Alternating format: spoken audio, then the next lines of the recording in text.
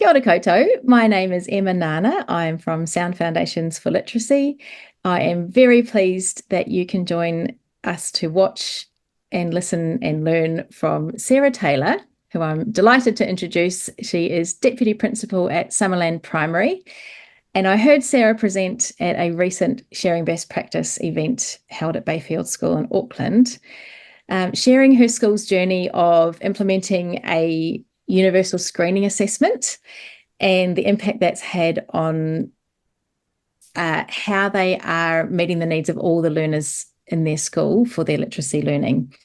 So I would like to hand you over to Sarah, who's going to start off by sharing her journey to the role she's in right now, and then she can jump in and share their school's journey with us. Thank you, Sarah.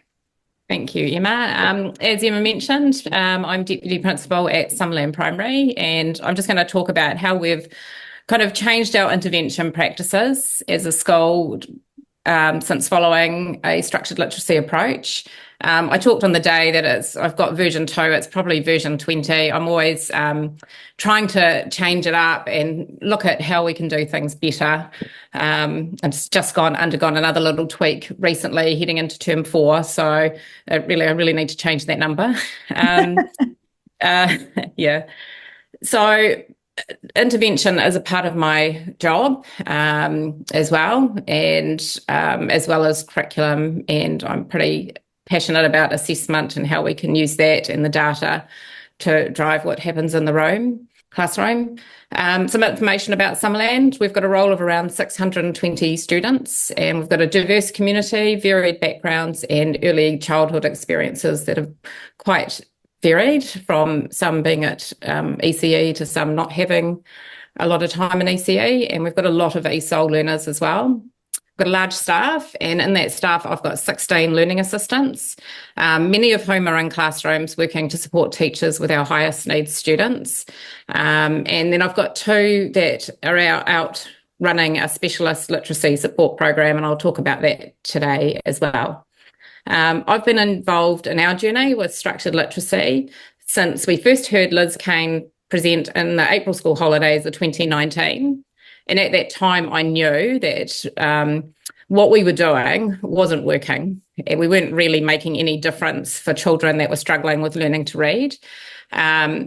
And so kind of listening to Liz, just had a major aha moment and realised I didn't really know a lot about this area of how we learn to read, and I actually needed to do a whole lot of work myself and learning, and then make changes as we got going, which is probably when I started to come to understand about the response to intervention, I think, as well. So our journeys involved being able to visit other schools. So Tash Lord, our other deputy principal, and myself had the opportunity to head to Christchurch, and we were taken out to Redcliffe School, and we also had the opportunity to talk via Zoom with Felicity Fahey from Kaiapoi North, and that was really valuable for us. They were ahead of us on the journey and also set us down the IMSLE pathway for Tash and myself, and we had a couple of other teachers on our staff that had already started that process. Mm-hmm. And I'm a little bit lucky because shortly we're heading over to Melbourne to visit some schools over there. So it's really good to have that opportunity to see what other schools are doing and things that, we could perhaps adapt and tweak ourselves. Today, I'm going to talk about how we've changed the way we deliver intervention across the school for our children who find learning to read, spell and write a challenge. I'm going to spend time talking about assessment and the tools we use to identify our students at risk. And this will also include how we work with teachers to use the data, not only for intervention, but also to drive our Tier 1 instruction. How we've used targeted intervention to accelerate learning for groups of children in a year level.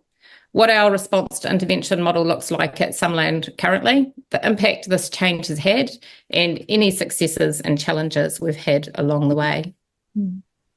So prior to 2019, and probably actually prior to 2020, because it didn't really change things up until 2020, and I don't want to spend too much time on this, but we had programs that the school had purchased. So Rainbow Reading, Fast for Word, which was a very expensive computer program out of Australia, Quick 60. These were things that were being delivered outside of the classroom by learning assistants, and the kids would come out and have time and work on these programs and then head back in. And that was completely, as I say, completely separate from what was happening in classrooms.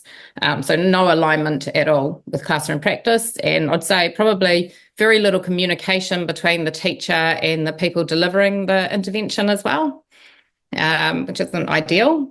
And also it was aimed mostly at years 3 to 6. So we were waiting, and I've got the picture of the ambulance at the bottom of the cliff. We're pretty much waiting for kids to fail and then trying to rescue them. And it really was not making a change, and those kids were just continuing to struggle, in all honesty. I don't think we were really having much of an impact. So not great. So what drove our change? Pretty much our knowledge, and it's still a learning journey for us. I'm busy reading all the time. There's different webinars and bits and pieces on. I've been really interested in the work of Stephanie Stoller, so I've been joined up to her academy and chipping my way through all of that at the moment. So as we do all this learning, it means that we continue to adapt and improve our school-wide intervention, and hence why I've just made another little tweak for term 4. So, for example, when we first started in this, we spent a lot of time on phonological awareness, but as new evidence came in, we've kind of moved on from that.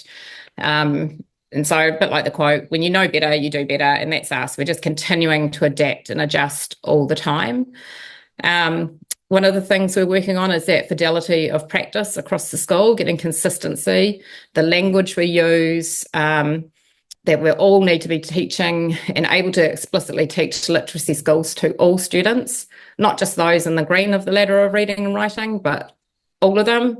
And I think probably looking back at intervention in the past, we've kind of not known what to do, and to some degree, really, to shift those kids that really find it difficult. And I think now with our knowledge, we're better able to make change, and I can definitely see that happening. And Dibbles has been quite a game changer for us in this as well. One of the things we talked about at the start of the year, in fact, one of our principals talked about was, and she used the episode from Friends of Ross moving the couch up the stair, and as they're doing, he's calling out pivot, was that we have to have that ability to pivot as we get new tools or information. And I think I listened to a presentation from a principal from Australia, I can't remember who it was, who talked about that as well, about pivoting as we get new tools. And so we are definitely doing that, and also working with our staff around and how we can make that happen without, upsetting too many people as well. We're pivoting and adapting as we find the right assessment tools that can help teachers design core 1 tier instruction, as well as identifying those students at risk. So for us, we kind of have prioritised resourcing on this as well. We don't want our teachers spending a lot of time having to go and find resources and, that are buried deep in a resource room. We actually have made sure across, especially years 1, 2 and 3, every teacher has everything they need in their classroom at their fingertips. And so we've been very lucky to work in a school where the principals and board of trustees allow us to do that, and have funded this. So, and we will continue to purchase and add in as we find new things that might support in the classroom. Can I pause you there, Sarah? Could you maybe give us a little list of I know I'm putting you on the spot, but can you think of the sort of resources you've made sure are in those classrooms? Yes. So we have the Little Learners Love Literacy resources. So every classroom has their own tub of readers, and they've got like a kit of, I think there's 5 books across every stage. They have all the activity books, the teacher guide books, I don't want to call them games because they're not really, but things that children have opportunities to practice with, because we want them, when they're not working with the teacher, we want them to be practicing and not just pulling in worksheets and things. So we've just made sure that we've purchased everything, and people find things as well, and we're like, okay, we'll get that. Even Timo, the little plastic pockets and things. So if you walk into classrooms, it's really clear the children are using those activities. They love them. The Milo cards, they're a real hit, definitely. And Oh, the read and grab cards. yeah, absolutely. Even like one of the teachers came up with, the chocolate game where you throw a 6 and they've got to read words till someone throws a 6. So just changing up. There's different ways you can use those cards as well, not just the way they've been perhaps designed or brought in. So your core scope and sequence is for your systematic teaching of that alphabetic code is your Little Learners Love Literacy, and you've made sure you've got absolutely that's our scope and sequence. Yeah. Okay. Thank you. And we stick to that. And so with the ministry books that have come out, we just kind of slot those in within our scope and sequence. We've bought other, we're not saying we only have those texts. We've got the Sunshine books and lots of other bits and pieces, and we just kind of slot them in where we see best within that. And we've still obviously got the leveled readers, and we're just discussing whether we're brave enough to put those into themes rather than leaving them in their levels. It just is a job that I think none of us are really brave enough to tackle yet. So why we removed to response to intervention, the primary outcome is we want improved outcomes for all of our students. And that secondary goal is to provide data to identify those learning difficulties in a timely manner. We want to pick these up as early as we can. We don't want to be waiting till they're in year 3. We need to get onto it as soon as we can. I've even got one of the teachers at the moment I had a chat with last week, and she's got some children that have been here. They came in term 2, and so they're year 0, but she's saying they're not progressing. So we actually want to put something in place now, not wait till they hit year 1 or year 2. We feel like if we could stop that gap opening now, then that might make things, easier all round as well. Response to intervention, or I know there's also the MTSS, but pretty much it's research informed. And I said, identifies those struggling students early. It develops high quality assessment, instruction and intervention practices school-wide. So we've got to make sure we've got those right assessment tools. Develops data literacy in all staff. And when I talk about being data-driven, for this is our ability and our staff's ability to use our DIBBLS data. We're not just testing for the sake of testing, but actually how we're using that. Another big thing for me is having that communication and alignment between the classroom and intervention. The children aren't going out for something different. It's more of the same, with more intensity. And it's been really a big thing to work on building that communication between literacy support and the classroom teacher as well, that we're a team and we've got to, as a team, we're working together to shift these children. So what is response to intervention? It's a 3-tier model. I feel like I've probably covered some of this already. Basically, just each tier becomes more intensive. And as I mentioned before, I do follow Stephanie Stoller and her Reading Science Academy. And especially as we were coming in and we'd just done our middle of year benchmarking with DIBBLS, she had some really good posts and things that really made me rethink as a staff how we were working. And so we did change up early in term 3, and where in term 1 we'd really looked at class data. We actually shifted to year level data in term 3 and looked at it as a year group and looked at the shift. So I'll share that as we come through into our data as well. And so pretty much this is what it looks like. This diagram is taken from this book, The Effective Instruction in Reading and Spelling.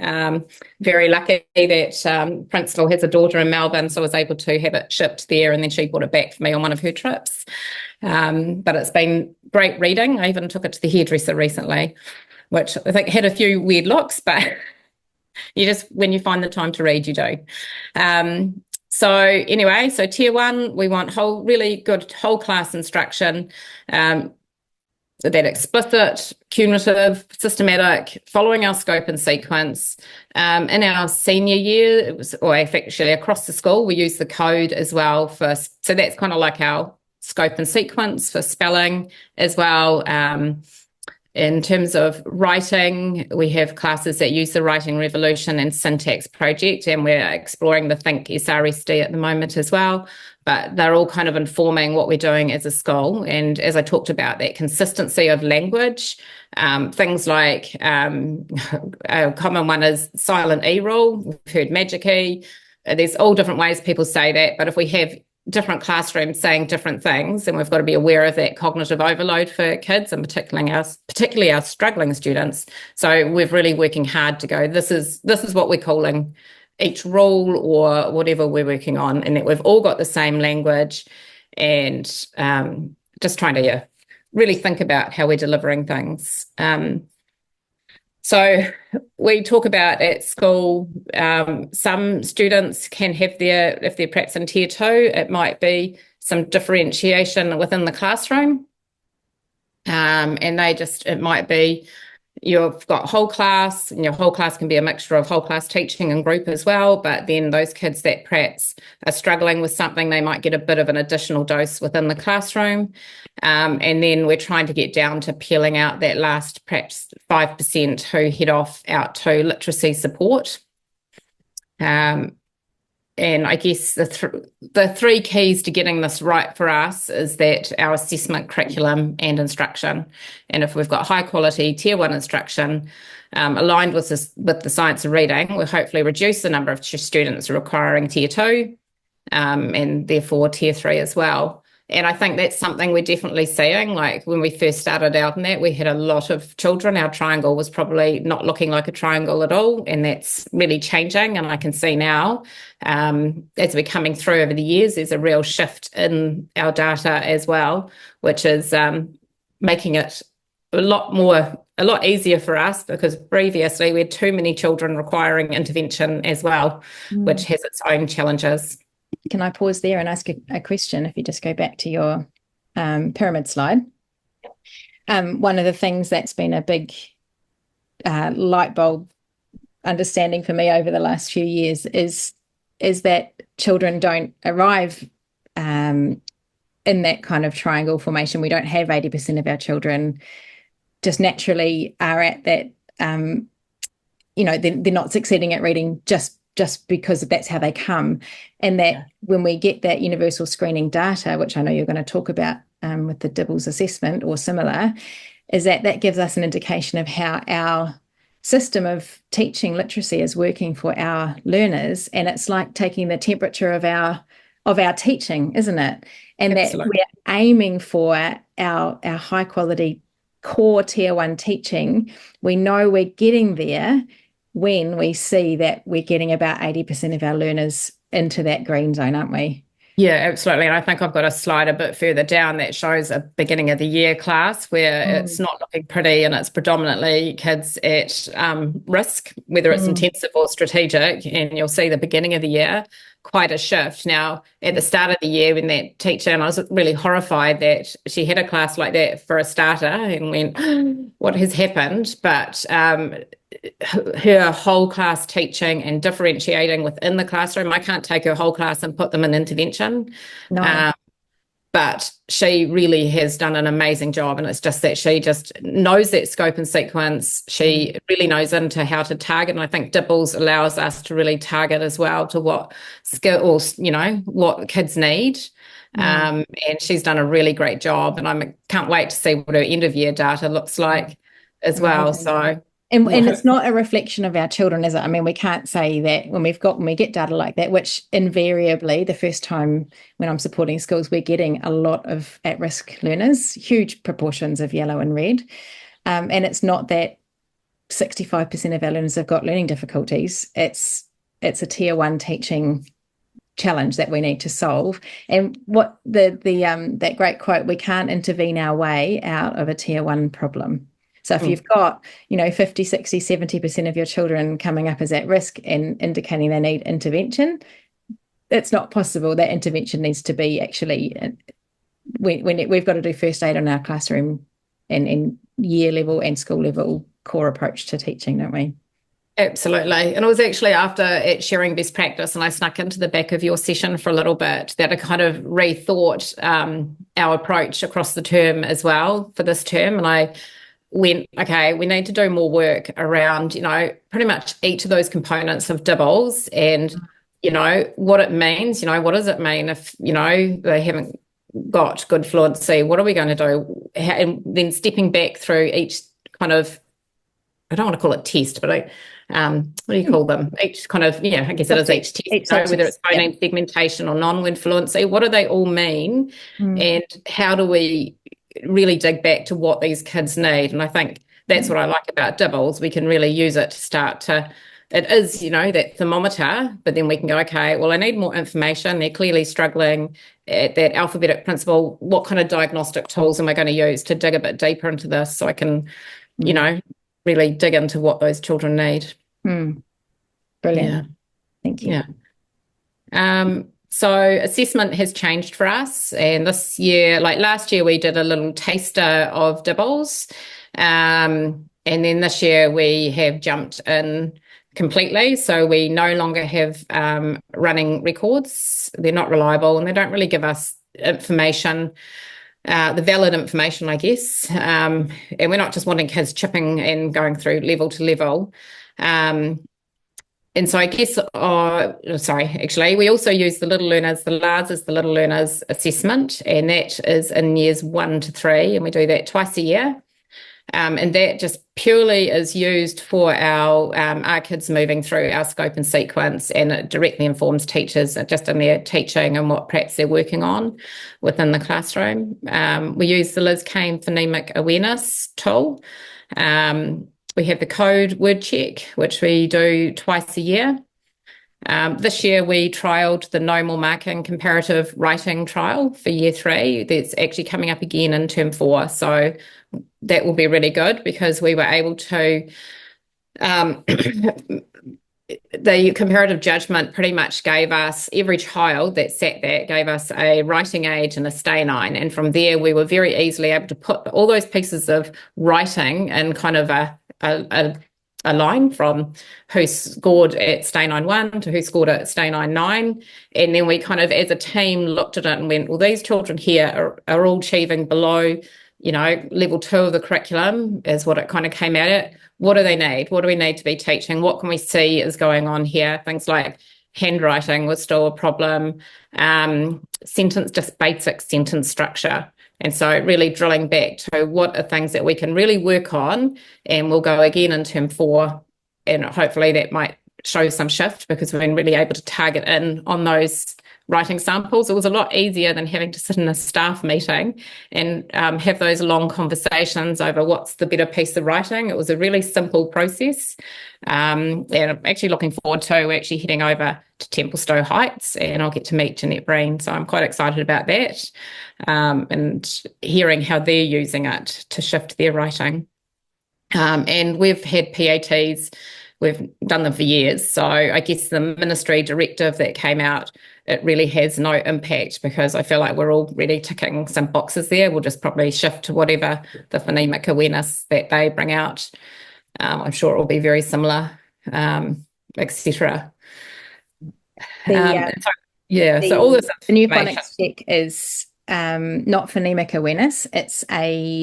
It'll be more similar to the word reading subtest of LARS and the non-word fluency subtest of DIBBLE. So it's there's 40 words and children will read as many of those as they can. It's not timed at 20 weeks and 40 weeks at school.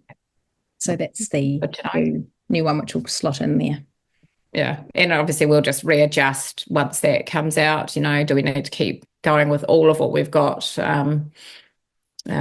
Or do we park some things? We'll just have a look at that time.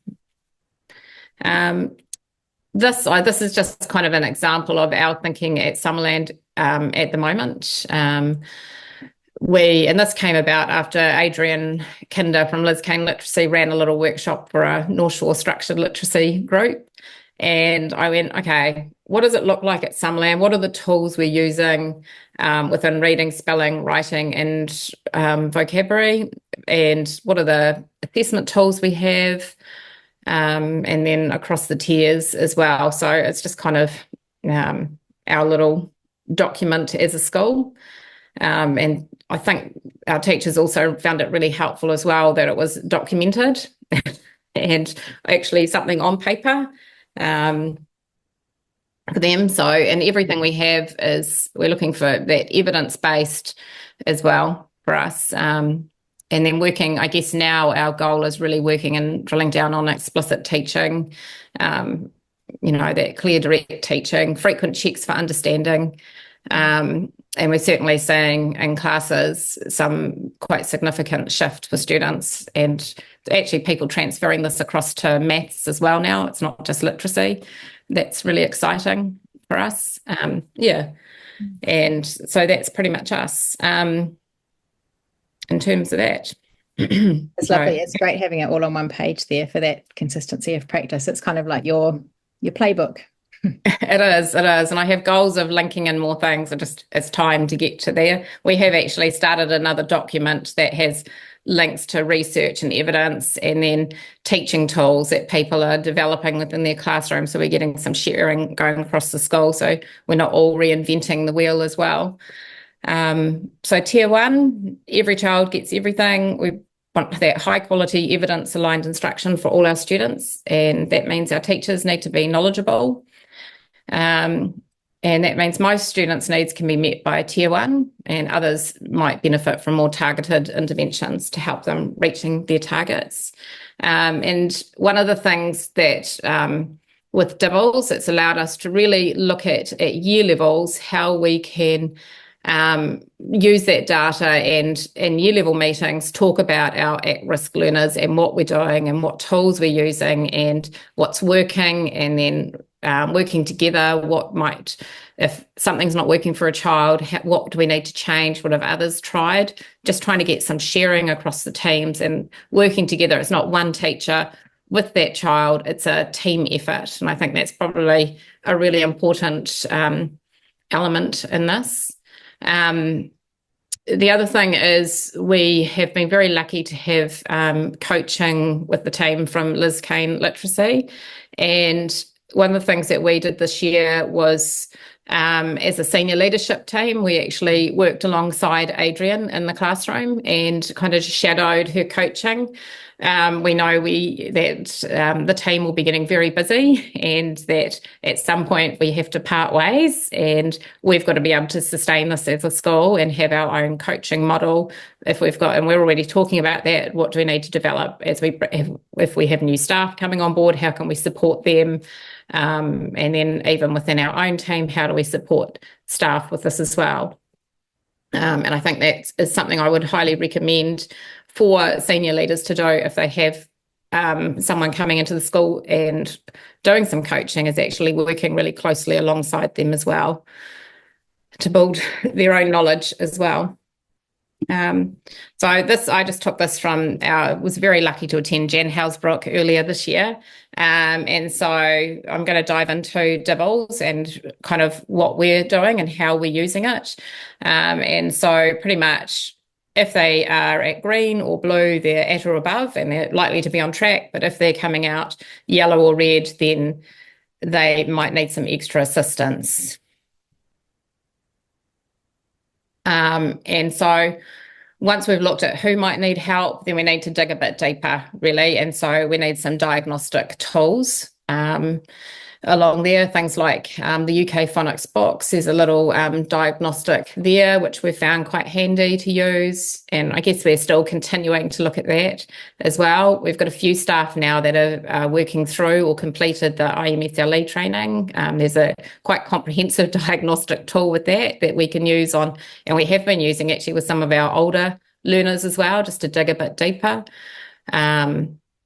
Things we've really looked at is handwriting as well. We kind of had we've had no set thing for handwriting. We had teachers that liked to buy the books in, that the kids probably just sat, there probably was some teaching, but it was also fill in the book. So going back to what is explicit teaching of handwriting, what's our handwriting model? What's the language you use for handwriting? We've just had a discussion now because a lot of our teachers, as they come up school, move into cursive, and there's many different models of cursive. And so we obviously have what is our model that we want to follow, what's the language we want to use with this. So just consistency again. A little handwriting check that we do sometimes is just asking children to write the alphabet from A to Z. That can be really interesting, and as they're doing it, say the sounds. That can be a really quick little check. Often we find the vowels are not secure, and we come back all the way to there, particularly as we come up the school. Yeah. So this might be one I can zoom in on a little bit. So this is a report that from our mid-years Dibble data. And so we wanted to use the data and we wanted to work in teams to go, where's there been a shift? And then as a year level, what might we target as a group? So we'll have a look, see if I can zoom in on this. So I'll come into here. Got to remember what I was thinking here. Come back up this way. So, oops, got to find where I was looking. One of the things we did pick up was, I'm coming back down, this is a year level where there are probably higher needs, but it was quite a good one to target, was we were trying to look at accuracy as well. So we could see that there'd been a shift from intensive here where there were 37% in term one that were pretty high, poor, had poor accuracy, and that had shifted to 19%. Obviously, this is a year 4 level, so it is a bit harder for us to shift them as they come up. I could have shown the year 1, 2, and 3 data, and you certainly see the shift is probably a lot greater in those year levels. But we took that as a positive. Okay, the accuracy is starting to come, so we need to start working on fluency now. And so teachers actually set a goal. They actually did set a goal, that team, of we're going to really work on fluency. And then they looked at, well, what does that mean? What are the tools we can use? Things like repeated reading, paired reading, echo reading, choral reading. So we kind of have explored each area and how that might be utilised across the week. And then they're kind of, as they meet in year levels, they talk about that as well. And then also they've had the opportunity, if there's been other resources that they've needed or they've seen, that we were able to put those in place for them.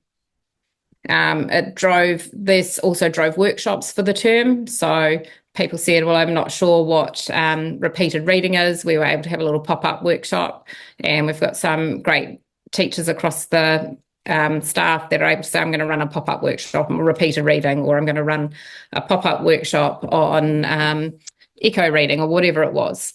So just trying to have them. They were quite casual. We worked out early on, if we ran them in the staff room at lunchtime, more people were likely to turn up because they were there and they heard, and then they became, it just was easy. And I think that's what helped, just making it easy for people as well.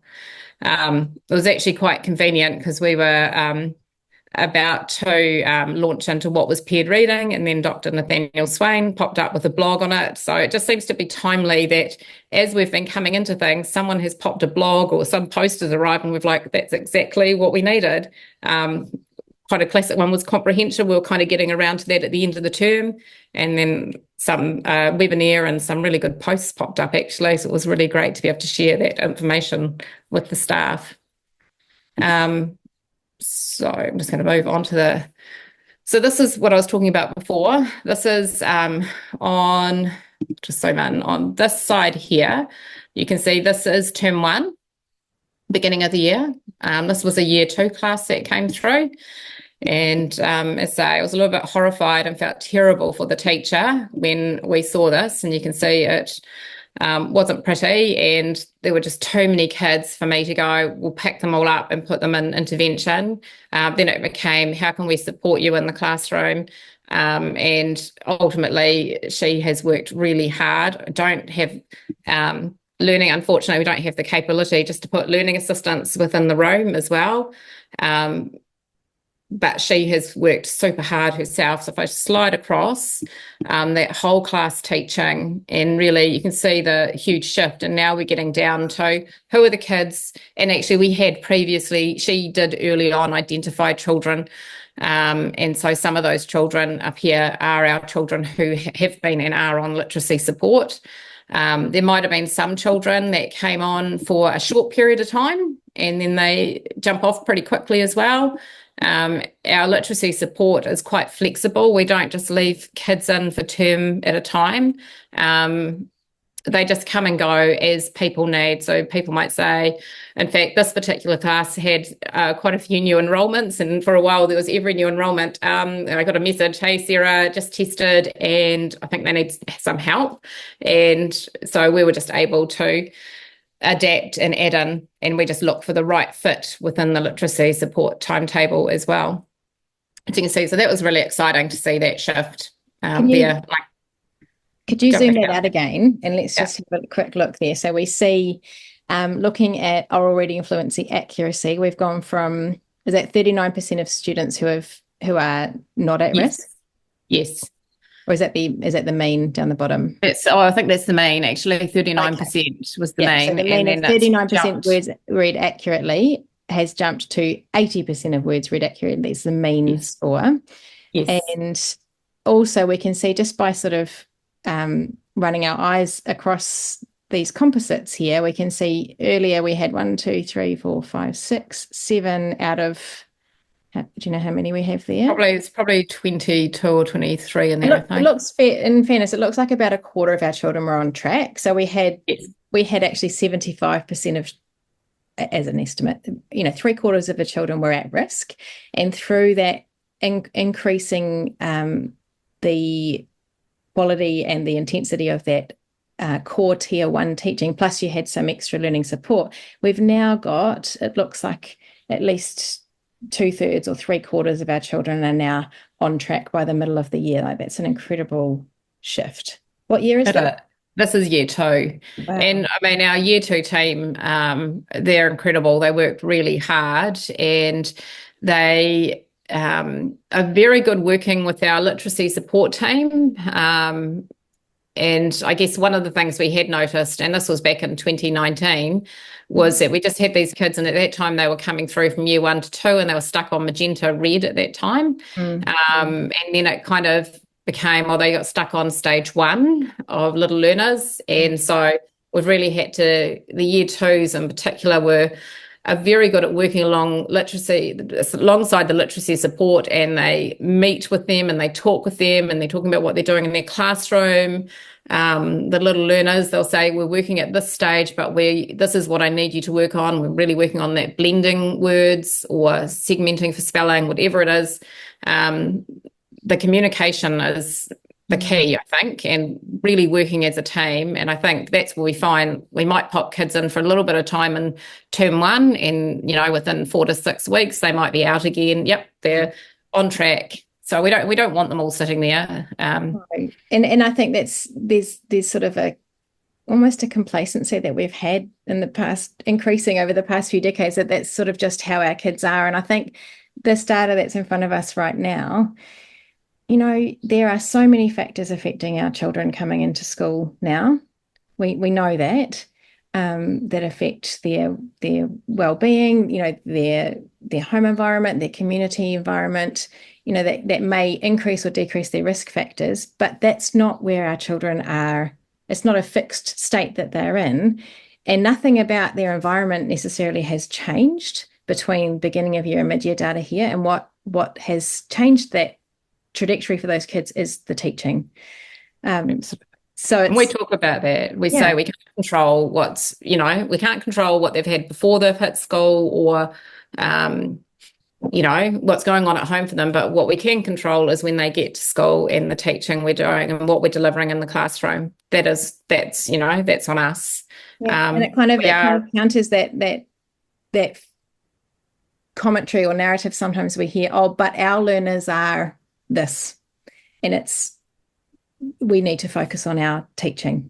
Absolutely. To meet the needs of those learners, not necessarily trying to accept that this is just how they are. Absolutely. And, we are a school that has relationship-based learning. And so one of the things we talk about is that deficit thinking. And often we'll go, oh, they're never at school.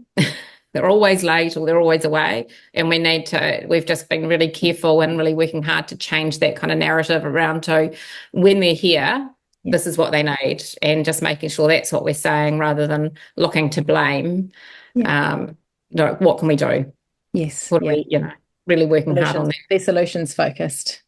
Yeah, absolutely. Brilliant. So I've put these in. These are 2 little tools that we've had, I think, probably shared by you over time and others. And we've got the rate and accuracy oral reading fluency decision tree, which is really good when you're looking at your DIBBLS data to make some decisions around it. And then the fluency rubric from Tim Rosinsky as well. And it's just around making decisions around instruction and what might be needed. I think if you walk around, I see a lot of the teachers have these up in their offices now as well. And they're front and foremost of their thinking. So I just have popped those in there. So I think I probably touched on this, but the big thing for us was we've been guilty of that waiting for a long time. And once they hit year 3, 4, it's really challenging for us and it's challenging for the children. So we've really had a real drive, and I've called it, instead of intervention, I call it year 1 prevention. So we're trying to prevent that gap opening. So we've kind of set goals. So by the end of 1 term at school, we want them to have mastered stage 1 on little learners. And I don't know whether I'm annoying or not, but I am talking to the year 1 teachers all the time and saying, how are we tracking?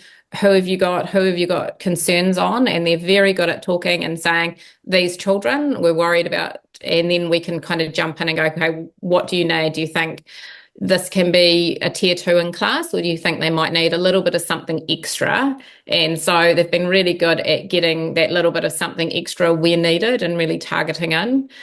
So we've just been really clear on our goals, and I do check in at each term and throughout the term as well with these little guys, and to look at how they're tracking. And I'm pretty excited by what I'm seeing happening, and I think it's going to be quite different for us next year. So it's just that not waiting anymore. We're trying to get in early, and I said I've already identified some children that are in year 0 that this is really hard, and we're not going to wait till they hit year 1.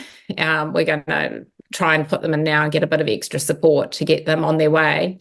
Obviously getting through that first stage where they're just learning to blend and segment words is really tricky, but once they're away, they generally start to pick up a little bit quicker. So I love listening to go down. I just pop into classrooms and listen to them read, or they come to share with me. One thing I've noticed is when I walk in, mini whiteboards, they love them, but often now, rather than just drawing, they're actually often writing. I'll turn up and they've got the Milo read and grab cards out, and they might just be just for fun, reading the cards and then calling them out and writing them on their boards, or they're writing little sentences and drawing a picture. They love that kind of stuff as well. I had some very clever year 1s writing dinosaurs correctly spelled with beautiful handwriting formation. I think when I showed some people, they're like, they're not year 1. And I was like, they're year 1s. Yeah. Do so you it's really have target exciting. points for the writing side as well? Not as clear yet. I think for us, writing is probably a shift for us next year to be more at the forefront. We've really been focused on the reading side, but knowing what we know, it's all aligned, like reading, writing, spelling, it all goes hand in hand. I was thinking about letter formation and encoding as a mirror of it. We have some sort of targets for. Well, as they're working through the stage, that is happening as well, that they're writing the stage 1. Stages. Yeah, absolutely. Obviously, we know spelling as they come up through can be a bit more challenging, but I don't know. Their writing I can read anyway. They're getting closer and closer approximations in what they are doing. It's pretty exciting. So, and I think that's key. This prevention for me is hopefully going to stop that issue we'd had in year 2 where we were coming through with quite a bulk of kids. When I think back 2 years ago, and it was something like 67% of our year 2s were what we classed as below or well below. And man, that was pretty hard pushing that through into year 2 and those teachers going, but incredible by the end of term 1, they had accelerated. By end of term 2, in fact, that had really changed. And I think now I look at that group, they're in year 3, and their data is, I think we were down to 13% intensive strategic, and that's kind of, I'm going, okay, yes, we're getting there. We're nearly in single digits. Yeah. Yes, nearly there. Absolutely. I love this. Even on that, as prevention. I think that's really powerful thinking. Absolutely. And I think the thing I noticed was the accuracy was really good in that year 3 group. And one thing we picked up in the middle of the year was their fluency was dropping away a bit. So we had a really good discussion at year 3. Okay, what do we need to do with this? We've got really good accuracy. How are we going to shift this as well? So who do we pick? Well, it's all driven by data for me. I download everything. And this is a really poor example of one of my kind of spreadsheets, but this was an example of something that I did at the start of the year. In fact, I probably did it at the end of last year, ready for the start of this year, was I just downloaded all the Dibbles data and all the little learners data. And I went, okay, where are kids at? What do they need? Who's going in? So I could have intervention up and running on day 1 of term 1, but I just let the children settle in for a week, and then we have it up and running in week 2.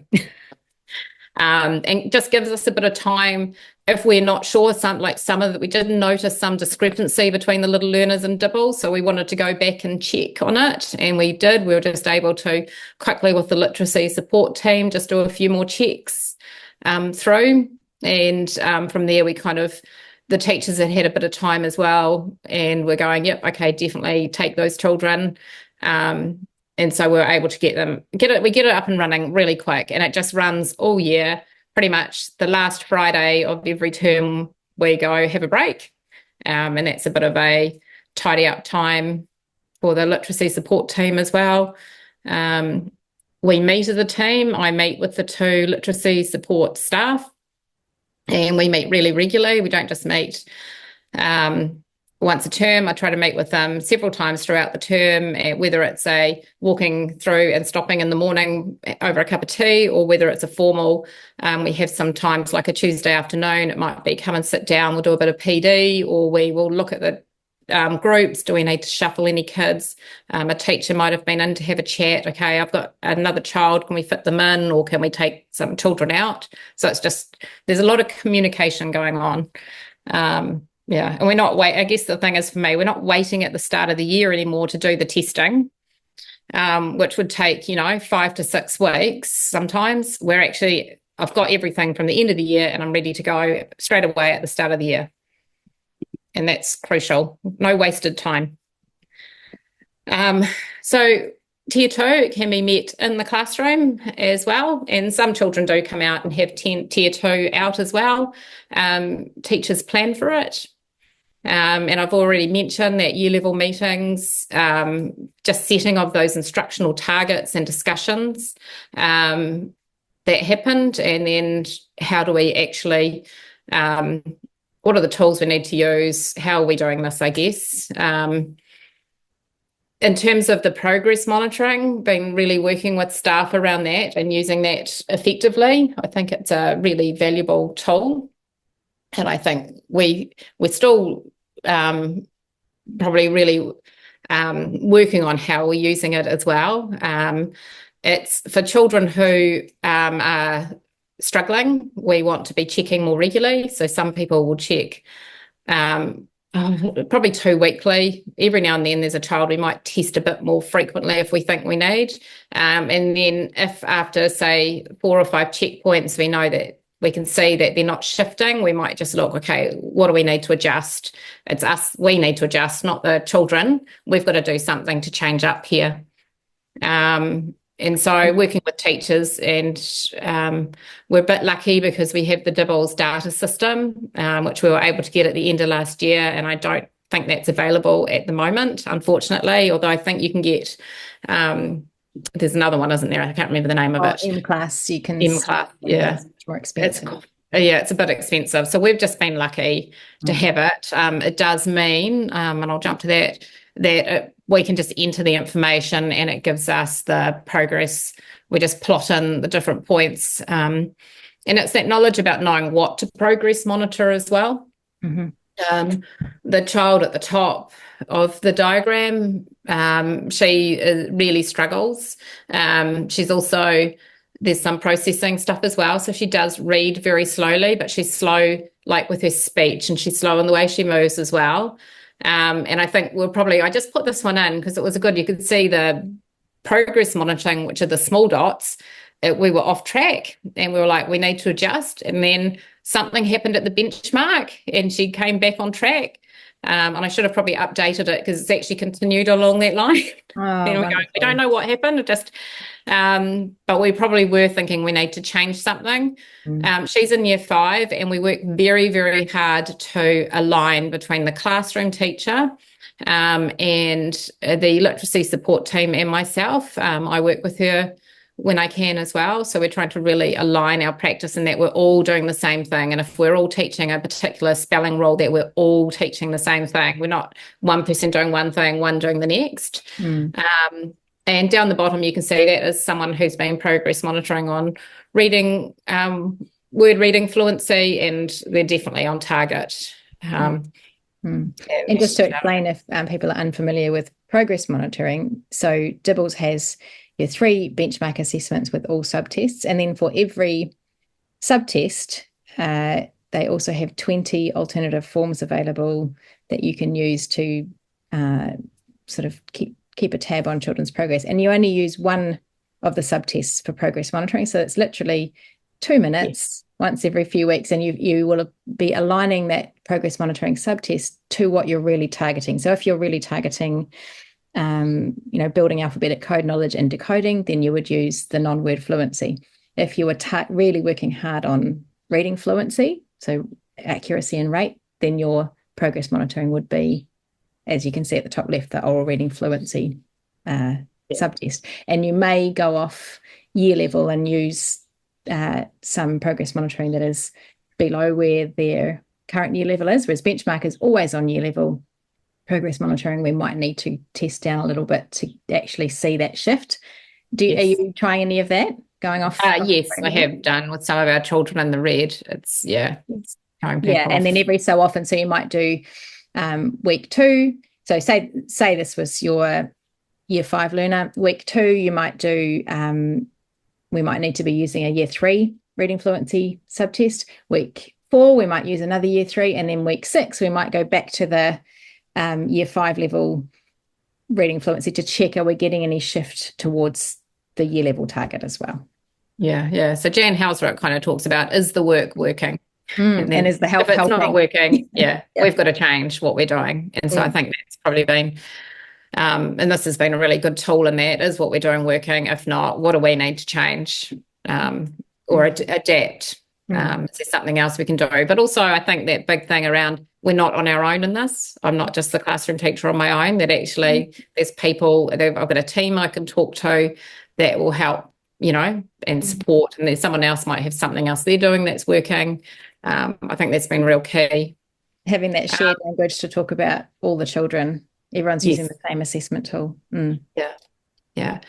This is just an example from one of the teachers. She's had a learning assistant in her classroom, and it just shows that one of the things we did was we gave all the learning assistants iPads as well, so that, you get that downtime when a learning assistant comes into the classroom and they'd have to share, this is what we're doing, this is what I need to do. Having an iPad just meant the teacher's able to share their planning on the Google Drive or whatever, and the learning assistant can pick it up. Okay, I'm working with this group and this is what I need to do. So this is just a bit of an example. We're just trying to be, stop that downtime and that interruption to the classroom. The learning assistants can put comments. We worked on this. I could see this was happening as well. So, obviously we still have time to talk, but there's times where that's not possible and the teacher just wants to get in and do their teaching, and the learning assistant can come in and pick up some, this kind of information. This is another one of our amazing teachers, and she will accept any volunteer in her classroom. And so she kind of has come up with this little document that just kind of goes, these are, if you're working with a group or working with some children, these are some things that you can do as well. So it's just like a guideline of that teaching sequence that you might step through. And our learning assistants with the relationship-based learning, we do a voice collection, and we've seen a real shift in their voices. They feel really valued now. Trying to run professional development for them as well around this, so they're all upskilled. They get the same professional development as the teachers as well, not something different. So so this is an example of Tier 2 in the classroom. This is one of our very talented teachers. She has worked her way completely through the IMSLE training now, and has her Australian Dyslexic Association accreditation, I think you'd call it.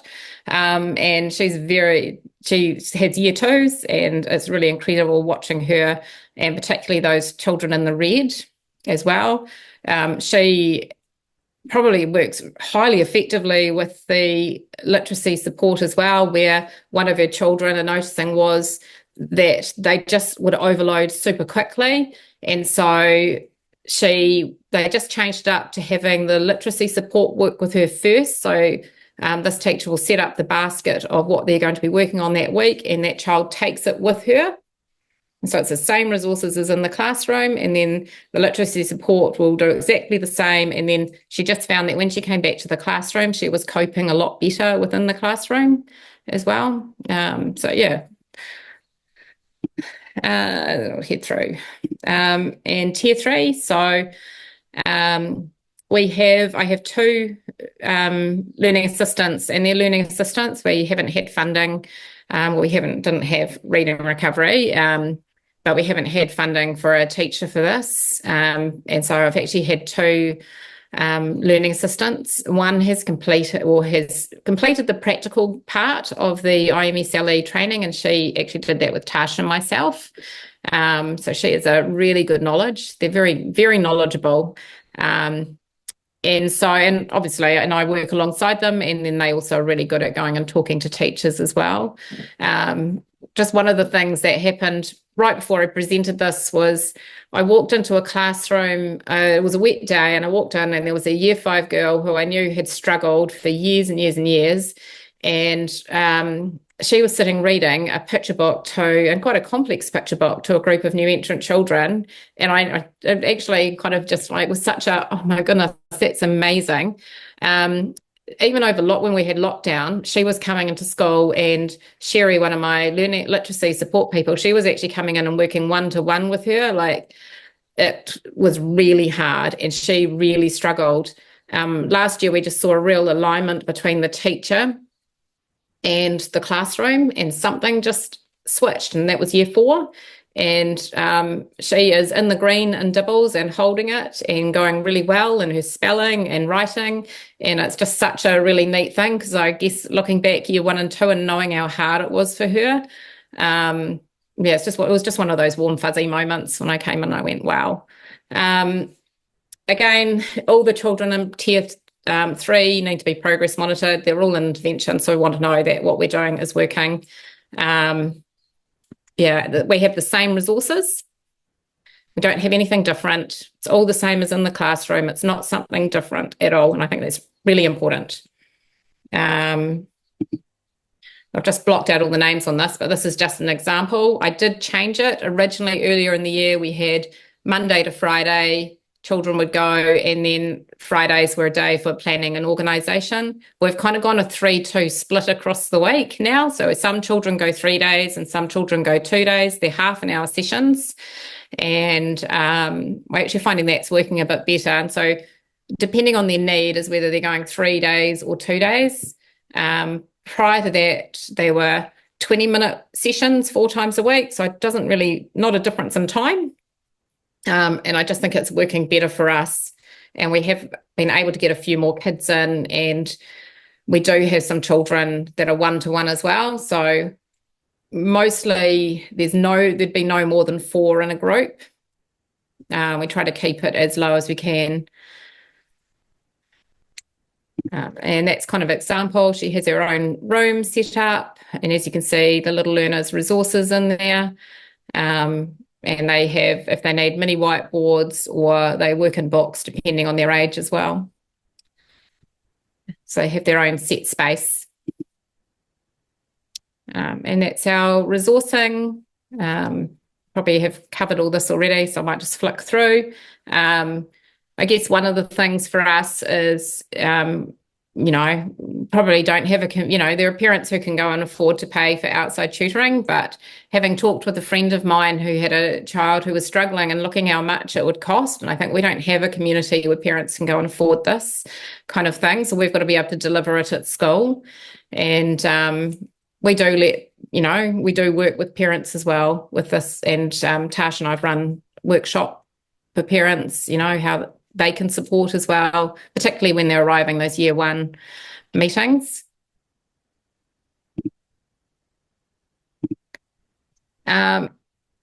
We've just seen time and time again that accelerated learning for our struggling learners, with that consistent approach between classroom and literacy support. As I mentioned earlier, that year 1 to 2, those kids coming into year 2, just that communication and clearly knowing what they're doing and what those kids need just seems to accelerate that learning. And once they're away, they come off, and we're not really seeing them come back in. There's the odd child who we know needs to be there, but we're really probably now getting to the children who really are the tier 3 learners. I think before we've kind of had a whole lot of children, and some probably just maybe didn't have the right teaching for them.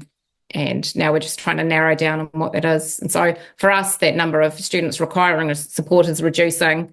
If I looked back to my timetable at the start of the year, there'd be a lot more children. And over the year, it just drops away, which is really good to see. And hopefully that will continue like that through for next year. So successes: less children requiring support, early identification, students feeling success, those stories. I'm a reader.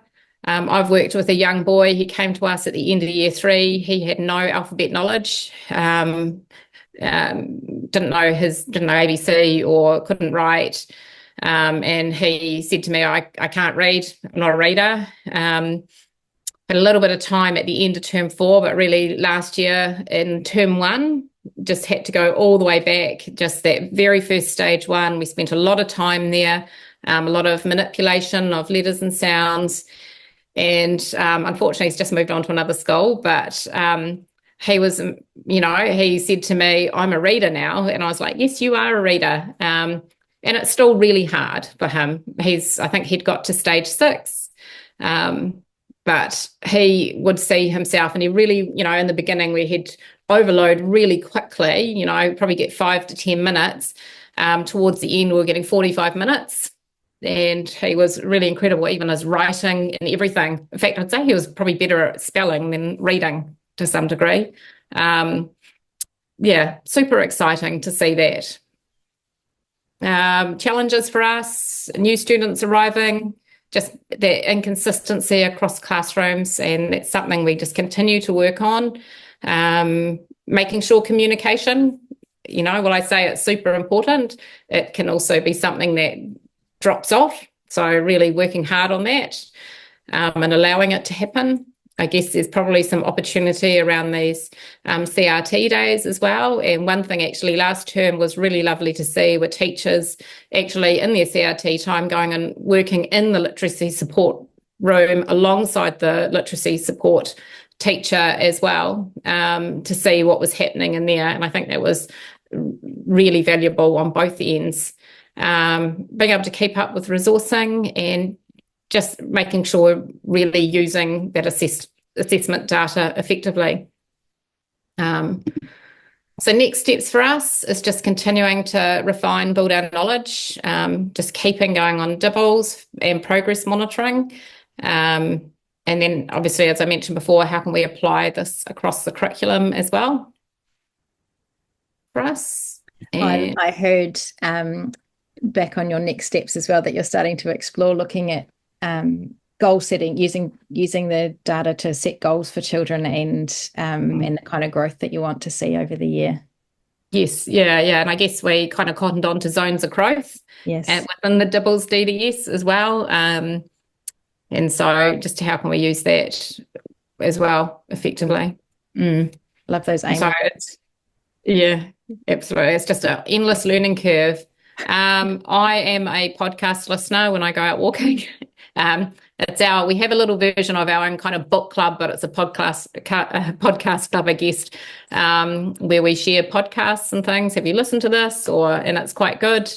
And then some books I've been reading at the bottom as well. And actually just anything. There's so much out there at the moment. Last year, I spent a lot of time on the Think Forward Educators webinars late at night. So I decided to get myself a membership so I didn't have to stay up so late anymore.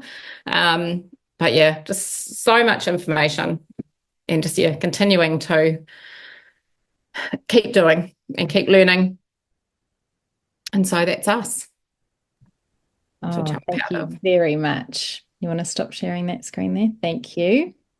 Oh, so many points during your talk where I think people will gain some ideas about some next steps that they could apply, because you're quite far along on this journey, and I think it's so helpful for others to be able to look and see, maybe directions they can take and moving forward. And I just think the growth that you're getting and the outcomes you're getting for your learners, you're not even one whole year into using that data to inform your practice, right? Yes, this is our first full year. This is. So last year, I think when we first kind of cottoned on, we did a trial run with some classes in the middle of the year. And then we made the call that we wanted to test every child end of year. And so we jumping in. We just jumped in. Yeah. And you'd been working really hard before that. And I have found that this data it's like a catalyst that makes everything change so much faster, and it makes it so much easier to see where you need to put the efforts into. And it's exciting. Yes. I think, that teacher efficacy, they can see that it's what all of us can see. It's what we are doing that's making the change for the children. It's not just that the children are getting older and developing. It's because of the teaching acts that we're choosing to. It is. And people are so, like listening to them when they talk and they're sharing their data, and, that's really exciting to see that as a team, and to hear people having those conversations around it and what they're doing and that sharing. Even across year levels, do you find, because it's the one assessment tool from year 1 to do you go up to year 6 or 8? Yes, year 6. Yeah. Yeah. Definitely. Well, we have 2 levels of team. So we have the school, the way it's organised, it's like a whānau group from year 1 to year 6 within a team. So they have a meeting. So yes, there are conversations across, but then also at year level as well, conversations, but then communicating up and down about what they're saying and, what's particular to a year group as well. Yeah, actually. And so I just have one question that I wanted to ask you before we wrap up. And it was, when you are having those times together where you're looking at students' data together, so maybe after benchmark assessment periods at beginning, middle and end of the year, are you using any specific procedures or protocols to support those data conversations? Have you sort of settled on a way you're having them, or do you set some sort of agenda, or you just start talking at this point? Well, it's probably evolved over the year. So when we started at the very start of the year, it was very much a learning phase. And so just learning to do the assessment is step one, isn't it? So I think we did learning to do the assessment, but then once we'd done the assessment, every teacher came with their class data, and Michelle, one of our teachers who's incredible, we worked together and we pretty much ran a workshop. Like, now you've got this data, what does it tell you? How can we read it? What do we what's it telling us about our students? And so we ran that workshop.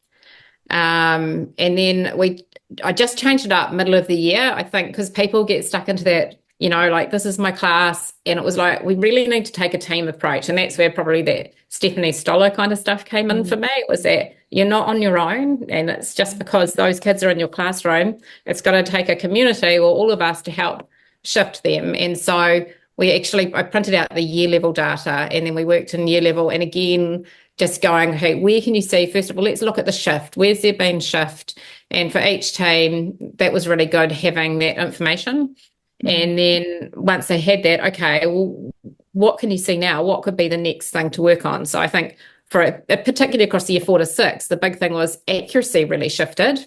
Okay, well, now the accuracy is there. What do we need to work on now? Got to work on fluency. And so then that's really driven some meetings this term. How do we support fluency? What are the practices we can use within the classroom? What does it look like? And so that's pretty much how we're running at the moment. And then obviously, I don't know, I've got term 4 benchmarking coming up, so we'll see. Kind of you're anticipating it, and you really want to get that data in front of you and see all the colours and the shifts. So then for you to be able to support those conversations as well, so you've mentioned a few things, because I'd like to point people towards the places where you've been learning. So you said the Reading Science Academy with Dr. Stephanie Stoller. Is there any other learning that you'd point people towards if they're going to be leading using this kind of data within a school to help those, using that data to drive change?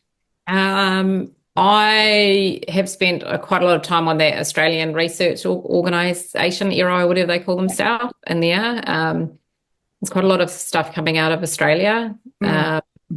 Obviously, the Think Forward community as well. And did you do the Spelled South Australia course as well? Yes, sorry. Yes, we did. So that was last year after we did the middle of the year, and we did that little trial group. And we went, oh, well, we've done this testing. What is it? We want to know now, how do we read it? What's it telling us? So we actually did the 2-day Spelled course, which was next level. It was so good. Did you do part 2?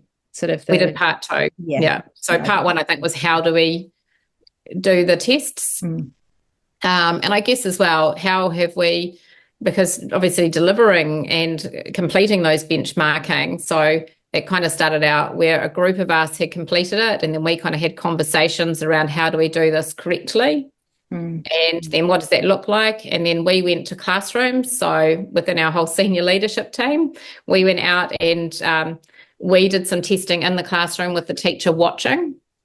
Great. And then they tested while we watched as well. So just stepping through it like that. So trying to support that process. Great. Yeah. Did you? And what about all of the printing? Did you do anything to support teachers with getting all the papers sorted out? Yes.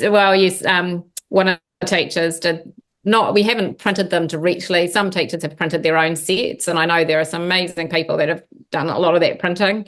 I've had a folder that sits outside at that time that's got all the different year levels benchmarking in. Yes. But also within our own server, it's all separated out into year levels as well, so that it's easy for people to find. And then last year, areas of wading through all of the forms. Yeah, absolutely. Brilliant. Thank you very, very much, Sarah. I just think there's going to be so many nuggets for people to take away and drive the next little step of improvement in their own setting. So I really appreciate you taking time on your school holidays on contact time to meet with me so we could record this to benefit all our colleagues. So thank you very much. Ngā mihi nui. Thank you.